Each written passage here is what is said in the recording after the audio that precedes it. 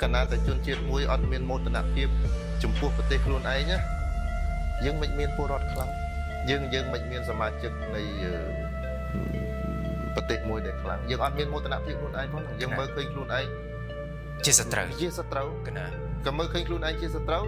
ទោះមិនបំផ្លាញដោយផ្ទាល់ក៏បំផ្លាញដោយប្រយោជន៍កណាការប្រមាថកាត់ទៀនមើងងាយមើលថោកយូរទៅអ្វីគ្រប់យ៉ាងទាំងអស់ខ្លួនឯងហ្នឹងវាគឺខុសទាំងអស់កណាប៉ុន្តែខ្លួនឯងរស់នៅក្នុងទឹកដីហ្នឹងទេកណាបរិភោគអាហារដែលដកចេញពីទីហ្នឹង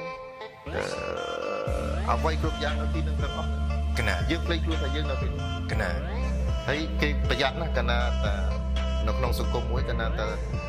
ពលរដ្ឋរបស់ខ្លួនយល់ប្រទេសខ្លួនឯងជាសត្រូវអាជាចំណុចមួយដែលគួរព្រួយបារម្ភហើយបើសិនជាមានរឿងនេះកើតឡើងណាតែខាត្រូវទប់ស្កាត់តាមរយៈរូបភាពណាការអប់រំក្តីក្នុងដំណាក់កាលណាមួយ